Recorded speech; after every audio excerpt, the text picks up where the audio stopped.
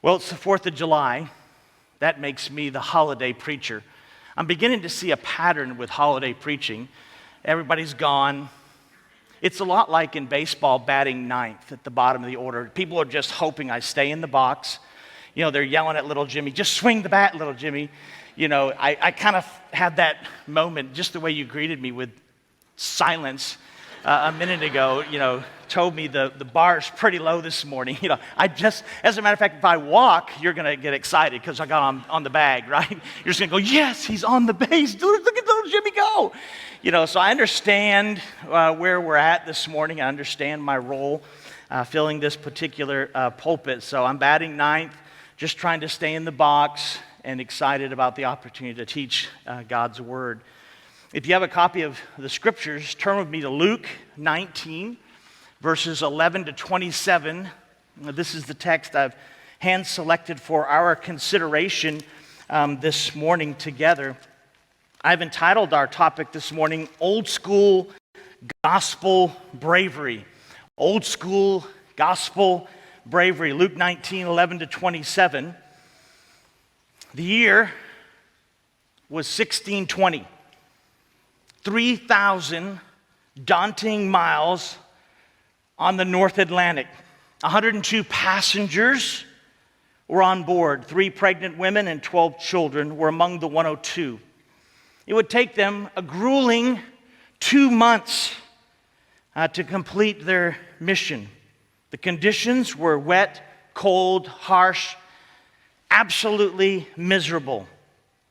This 100-foot 24-foot wide, 100-foot long, 17th century ship had a crew of 27 men. After 2 arduous months, they landed November 9th, 1620, on Cape Cod Beach. The Mayflower was led by Captain William Bradford. You see, this crew and these 102 folks took risk, were brave to discover the Americas, to discover the new world. You sit here this morning on American soil. We celebrate our 244th year and the Declaration of Independence today. 10 million living Americans are direct descendants of the group that were on the Mayflower, of the 102 folks. You see, before there was a Declaration of Independence, there were the risk takers. There were those on the Mayflower who boldly left their comfort and took great risk on our behalf. So 156 years earlier than 1776, you have these bold, brave souls. It's my proposition and my duty this morning to call us to risk-taking. Let me state it up front. Risk is right, good, and biblical, as I hope to show you in a moment. Today, there are far too many of us who are playing it safe. And now let me qualify risk, lest you wander away in your thinking. There's good risk and there's bad risk. For example, bad risk. You going base jumping in Brazil without any training on a Sunday morning. Bad risk. Good risk. When it's for the glory of God and the good of others. That's good biblical risk. For the glory of God and the good of others. I'm here to remind you that taking risk is a gospel expectation for all of us. It's the air we breathe. Contra, not taking risk is the riskiest thing you can do. As a matter of fact, I keep a little book, a little field guide, and on the front of that field guide it says, "No regrets." And in there, I record those things that I regret. There are 2 things written down in my regrets category. If I were to have a mulligan, these 2 things I would do over. The second one is not taking more risk as a leader, as a believer, as a follower of Jesus Christ. Not walking by faith, not defending the vulnerable, not having those hard gospel conversations when you're prompted by the Spirit of God to have that kind of hard conversation, not witnessing to somebody on the plane beside me or my neighbors, not taking more risks. It's my proposition again this morning to help us see that risk is good, right, and biblical and expected of all of us this morning. Admittedly, we all struggle. We all struggle with being risk takers. Why? Because the devil and the flesh are risk adverse. Right? They tilt, they list towards being risk adverse. They love the status quo. It's easy to be gripped by the fear of man. And so we struggle. We're tempted, let's just say that. We're tempted to play it safe. Don't upset the apple cart. Don't have that kind of hard conversation.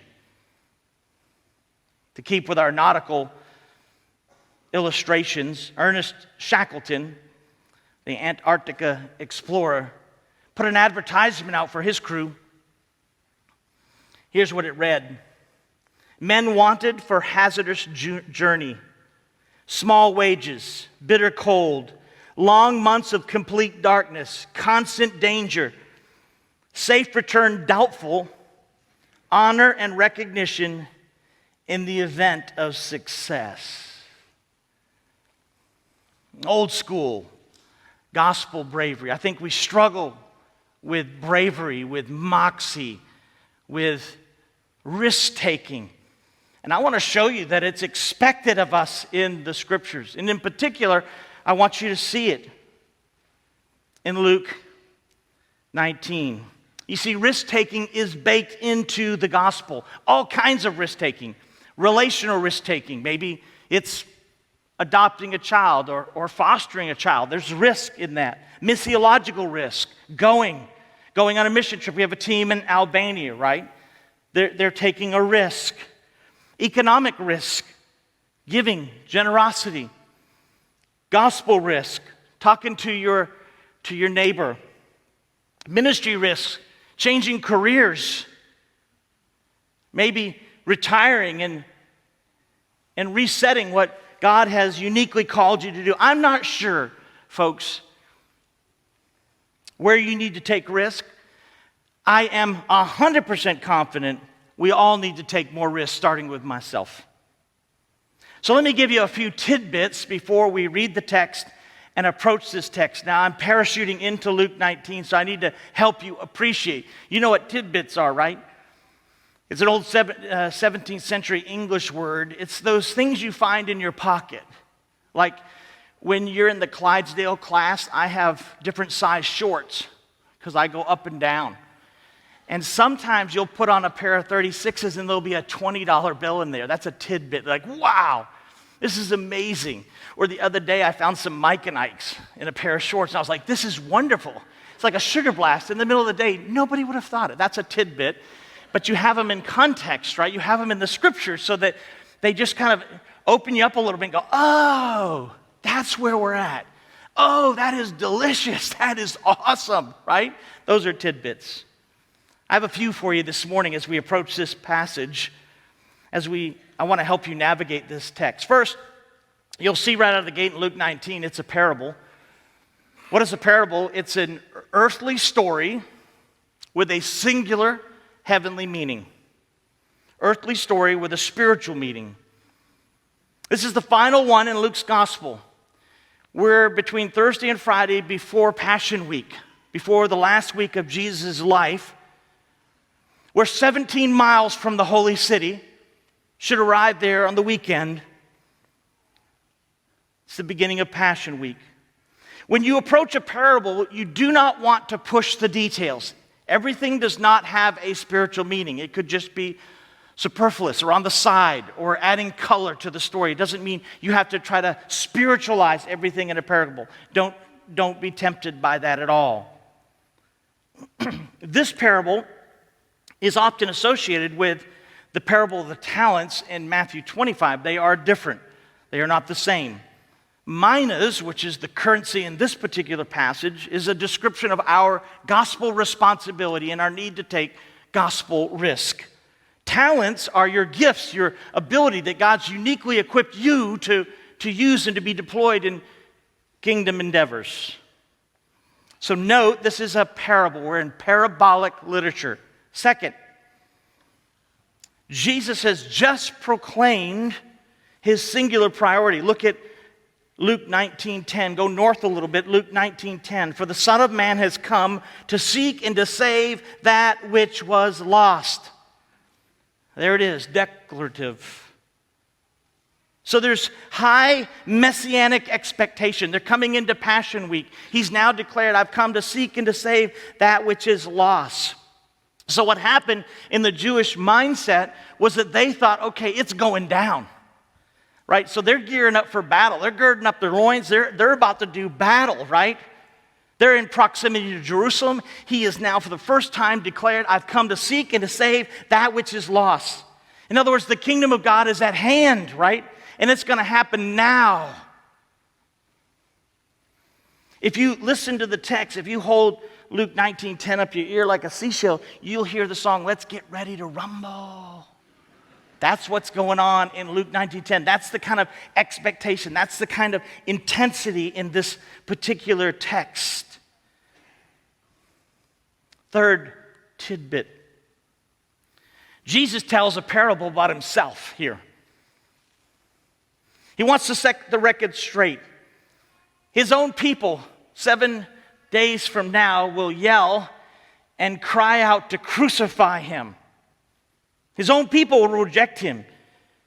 And so he gives them a parable to help them understand how to live between the first coming and the second coming of Christ. That's the purpose of this parable. It's to teach us how are we to live? What are the expectations? What are we to be about? What kingdom endeavors are we to be participating in between first coming and second coming? Now, they misunderstood it. They thought it was going down, and so they're ready to battle.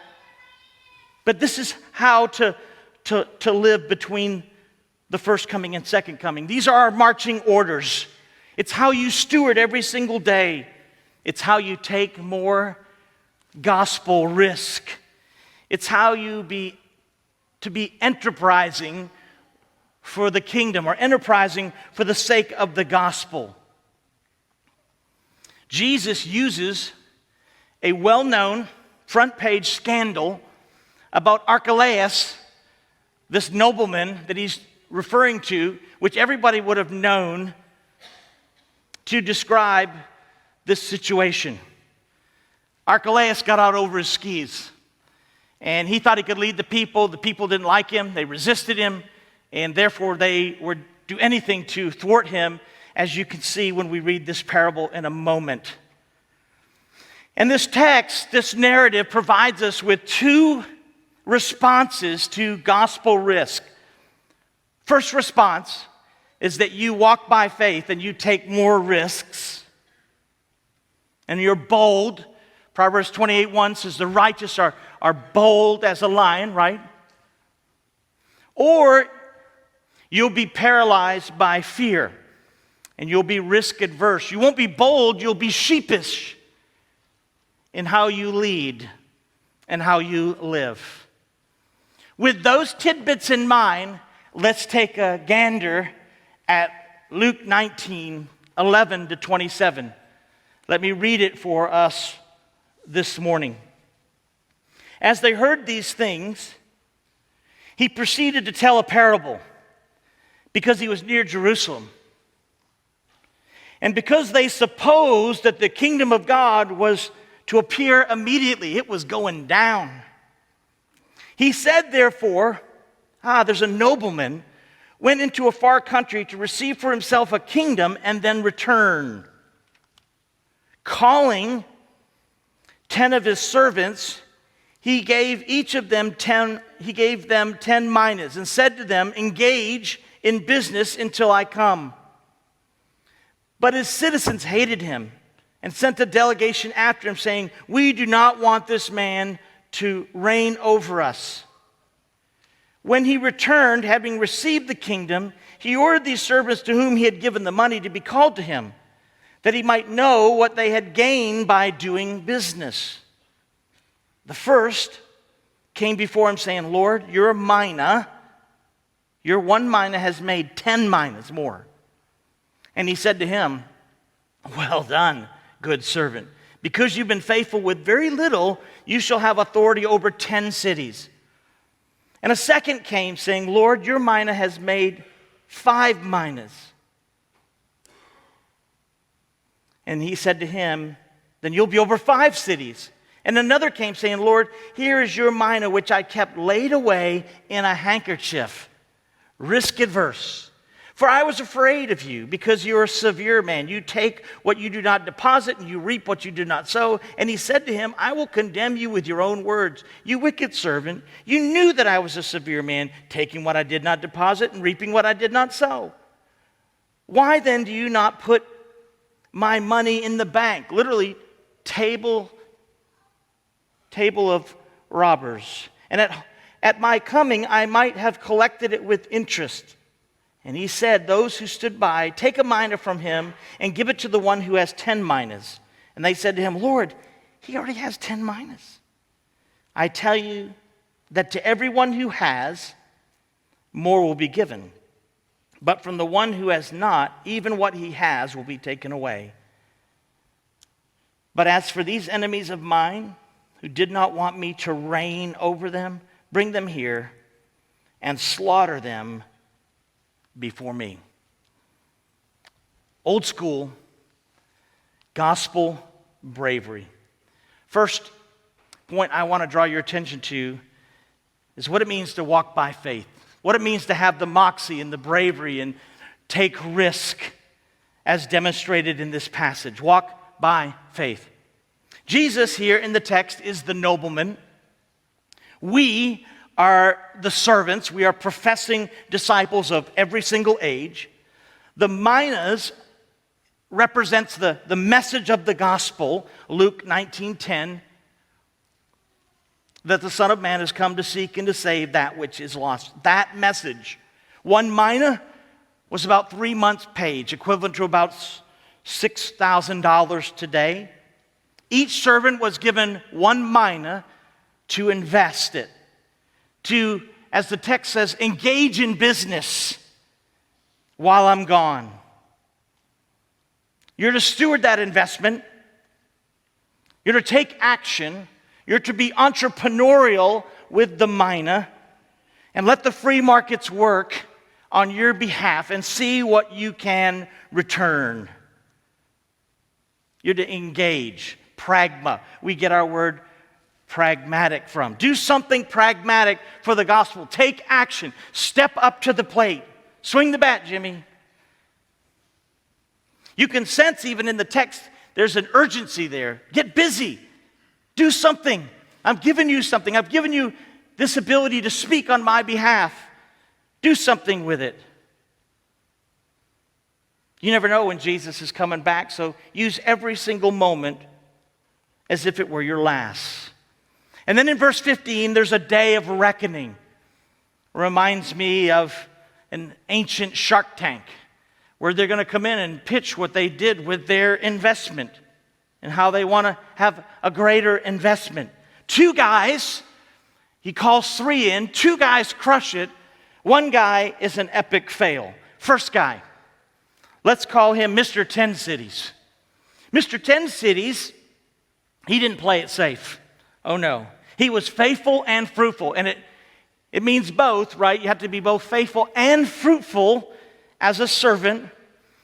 And you can read it in the text, he returns 10x. I mean, these are handsome returns, right? I mean, this is pretty spectacular stuff. This is crazy good performance. He bought low, he sold high. But notice his pronounced humility there in verse 16.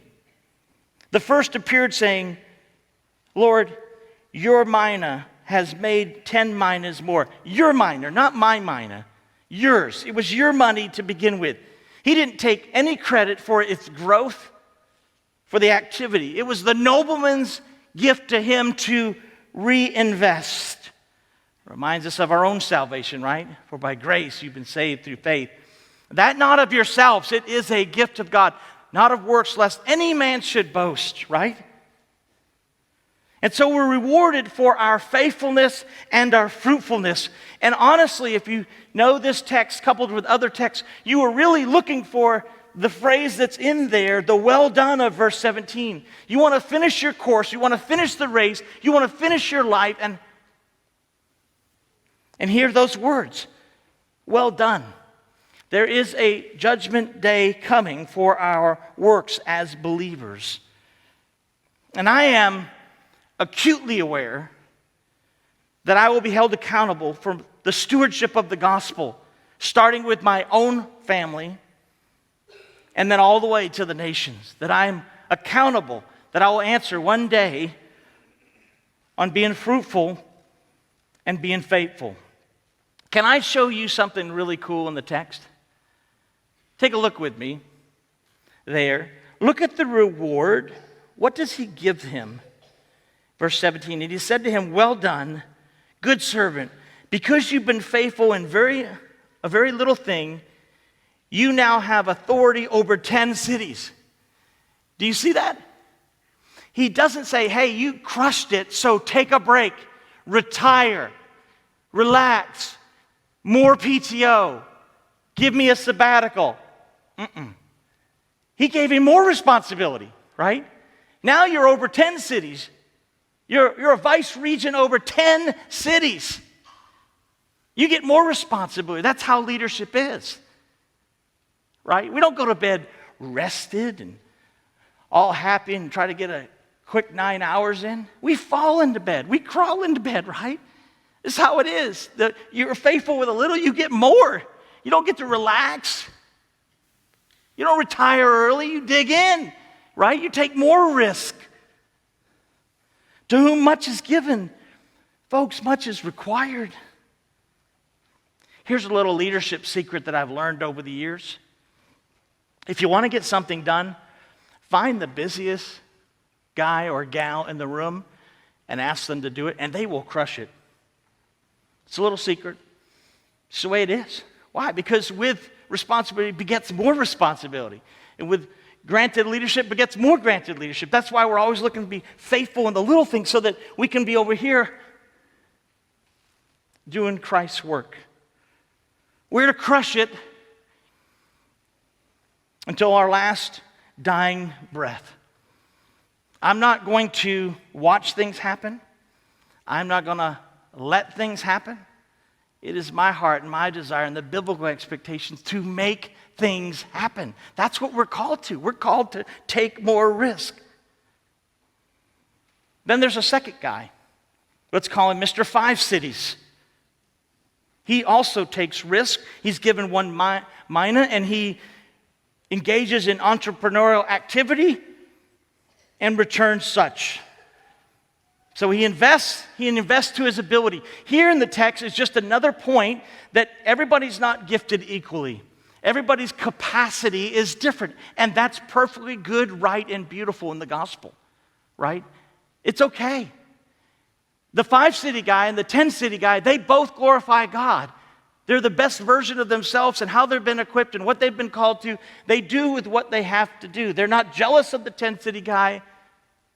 They just get it done, right? This guy's a 5-city guy. That was his responsibility. That was what he was called to. That was his capacity. And he glorifies God with it. We all have different capacities, and that's in the gospel perfectly okay. He's faithful and fruitful to the biblical expectation. We're all called to the same gospel bravery. Elijah's my 12-year-old. 2 years ago, he got put on a bad baseball team. They were abysmal. I would I'd almost be in the other field watching it, just embarrassed as a dad. we got slaughtered. I mean, it was just bad. Every year we've been crushing it. I don't know what happened. It was horrible. I'll be doggone. He got a trophy. I was like, he came home. I couldn't even go to the ceremony. He came home. He had a trophy, a participation trophy.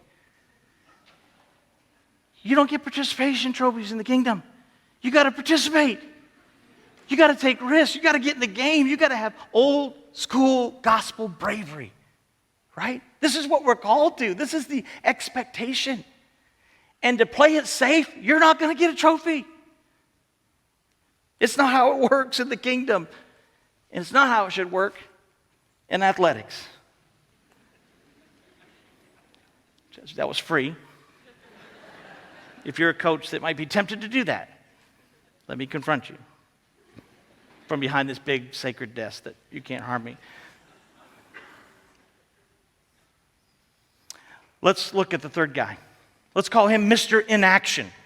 Mr. Inaction.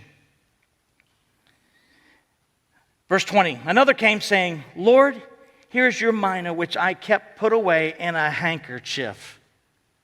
Unbelievable. This third servant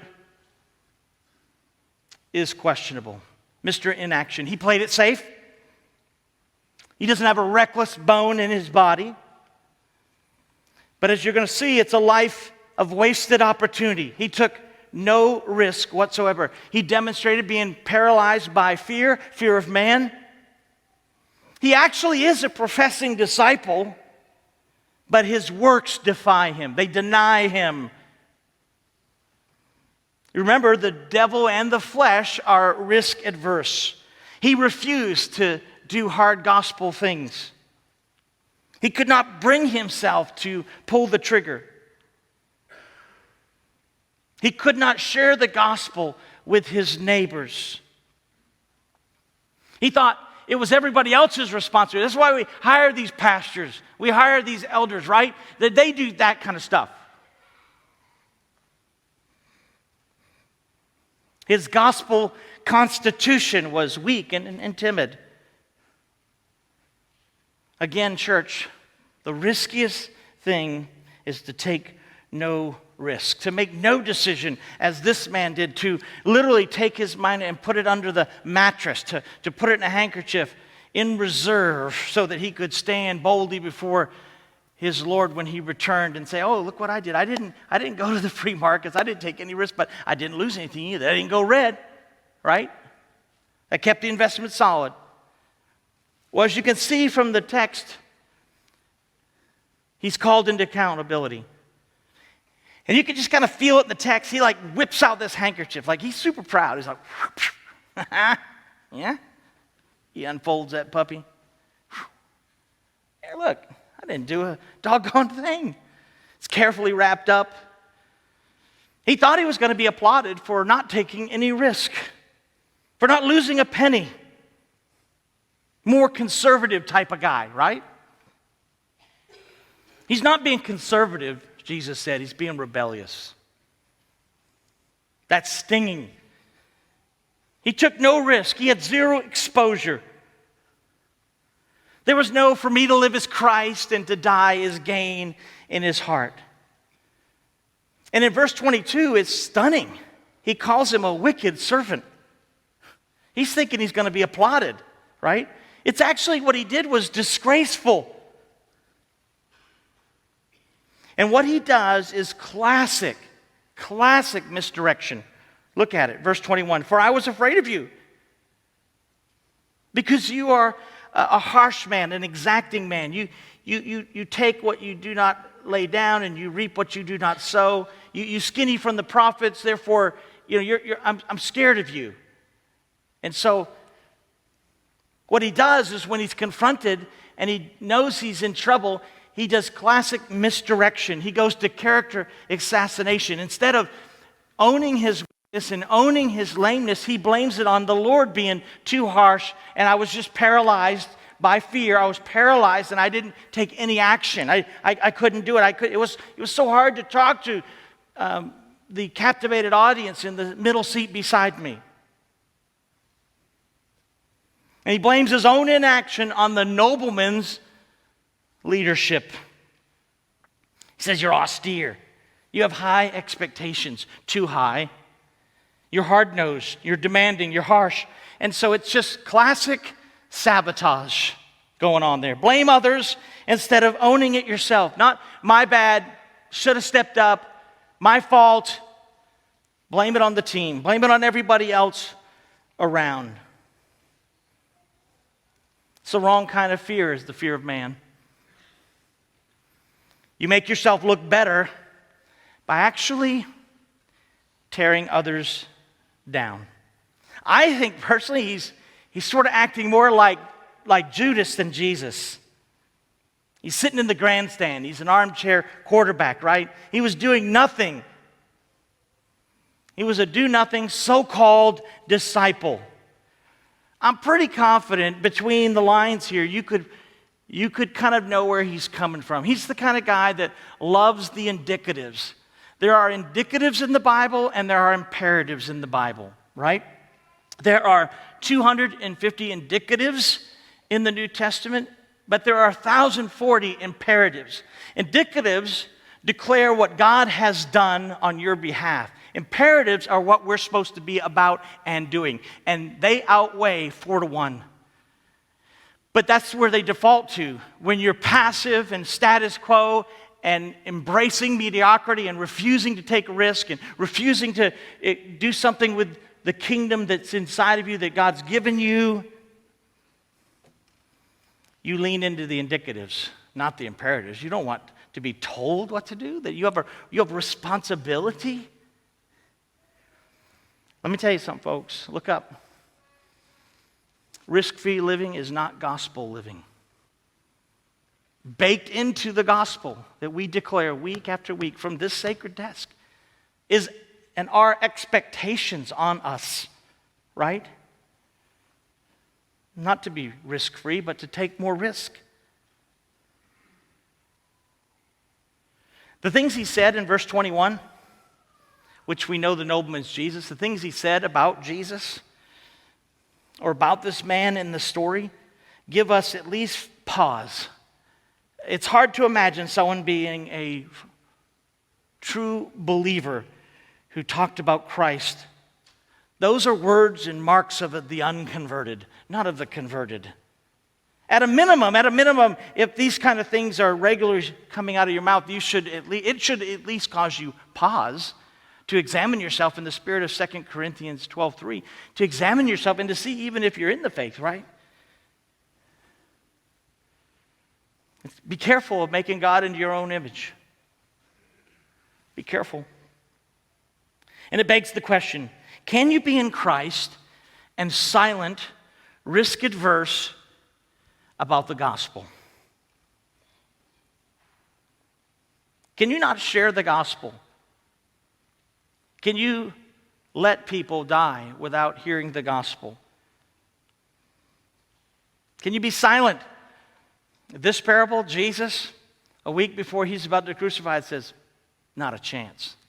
Not a chance. Not a chance. When rewarded, it's greater responsibility. That should have motivated him to see something that the other guys had done or what he might get from it. If the fear of God didn't motivate him, maybe FOMO, the fear of missing out, should have motivated this guy. It should have catapulted him to take some monicum of risk, some flavor and some taste of risk. But instead, he was hiding his mind under a basket, hiding it in a handkerchief, right? He wrapped his religion literally in a handkerchief and was embarrassed about it. Well, look at verse 22. And he said to him, well, then by your own words, I will judge you. Krino.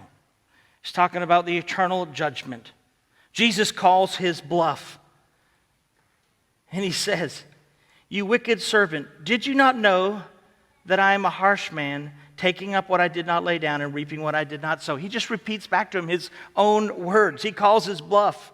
At least the fear of man should have dislodged him from his tremendous passivity, right? And he's singled out as unfaithful here in the passage. He calls him a wicked servant. It's hard to imagine Jesus using a story knowing the condition of this man's heart, and this man may be professing to be a believer, but not in possession of true saving faith.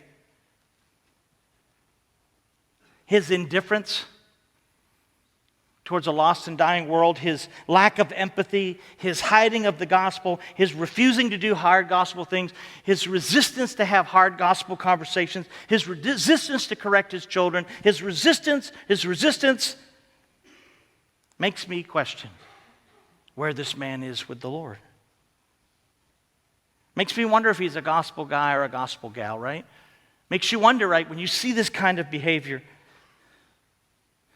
And he says, at a minimum, you should have given it to the money changers, the bank, literally translated the money changers. You should have put it in T-bills, all right?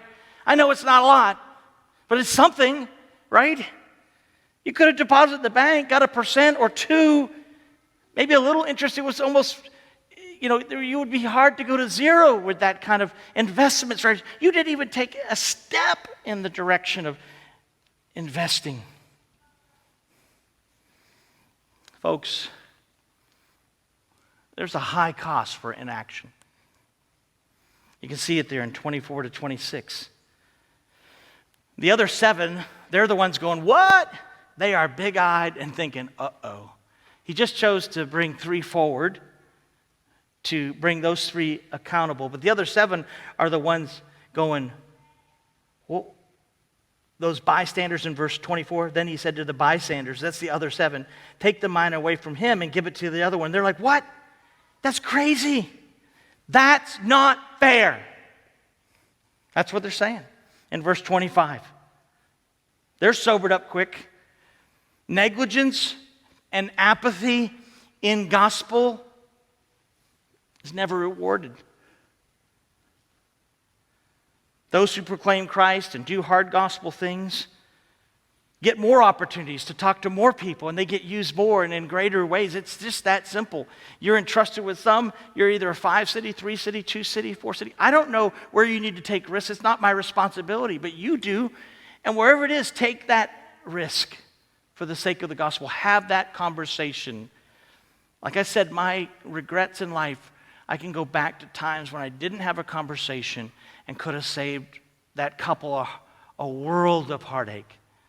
And I chose to be silent. I chose not to speak up. And I'm not saying do it harshly. I'm saying do it in love and by grace, but you still got to have it.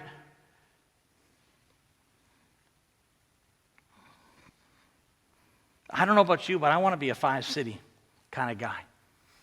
I want to be a 10-city kind of guy, a 5-city kind of lady, 10-city kind of lady. I hope that's in your heart. I hope that's the desire of your heart.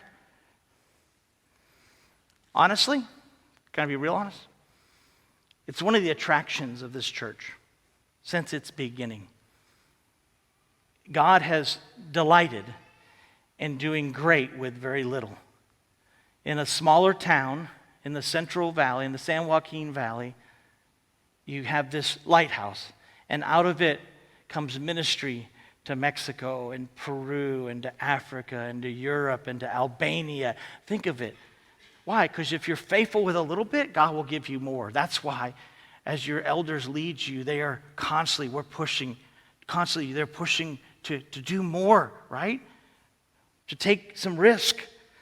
The light radiates from this place. That's why I want my family to be a part of this church and to be a member of this church. For that very reason. It's texts like this that, man, just fire you up and give you the passion and the zeal to take more risk, right? Well, verse 27 is flat out creepy. It's spooky, right? It's scary. It's sobering. He said, but these enemies of mine who do not want me to reign over them, bring them here and slay them in my presence. This is a reference to the final judgment. They'll be cut off, 1 Thessalonians 1, 7-9. It's pretty simple. If you reject Christ in this life and you call for his crucifixion like they will in 1 week, the same people, he will reject you in the next life. That is the principle there. It's a story. Don't push all the details. Why would Jesus say that? It's just a story. It's saying there's finality in this judgment. If you resist and reject Christ now, he will resist and reject you in your final day. I think it's a good point to just remind you of the gospel in 3 phrases. God loves, sin separates, Jesus saves. That's what he wants you to hear this morning. Regarding risk, every man dies, but not every man or woman actually really lives on mission. This is one of those texts that tells us how to live between the first coming and the second coming. What are we to be about? What keeps us up at night? What drives us as a people? What drives us as a church? This is the text. This is 1 week out from his crucifixion. He's throwing down the truth so that we'll own it and we'll be enterprising with the gospel, sharing the gospel, there's 1,000 expressions of where you could take risk. I'm just giving you some options to grab, but you may have them in your heart. The Spirit of God may be prompting you in your heart. Let me wrap up with some application. I want you to take more risk. I need to take more risk. I want you to take more risk. Between the comings, the first coming and second coming, I want you to do hard gospel things. Like I teach my boys, if there's easy street and hard paths, and you're at a fork in the road, take the hard road. Don't take the easy road. Just instinctively, viscerally, take the hard road. There's high price to be paid from this text for inaction. And inaction should disturb you. It's a bit of a disturbing text, actually. It disturbs me. It should probably disturb you too. Next, you're accountable to King Jesus. I don't know about you, but I want to be there, and I want him to say, well done. Not going to be perfect, well done, that's for sure. But he should say, well done, man. You put it all in the field. Appropriate risk for the good of others and for the glory of God. You're here for a purpose, and that's to proclaim Christ. If you've been changed and your life has been transformed, this is your calling, this is your mission. You do other things as well, but this is primary, right? You're here to share Jesus with others. This text calls for old school gospel bravery. I started with the Mayflower. I end with the Mayflower. 102 souls. Some of you could be direct descendants of those 102 who said, we're going for a new world. We want our independence. We want to be the free and the brave, right? I just would ask that we act more like them than playing it safe. We'd take risk. We'd have some moxie, some boldness. And I think sometimes we just want to, with the Bible, it's in there, folks. It's live. It's right in front of your face, right there. Old school gospel bravery is my challenge to you this morning.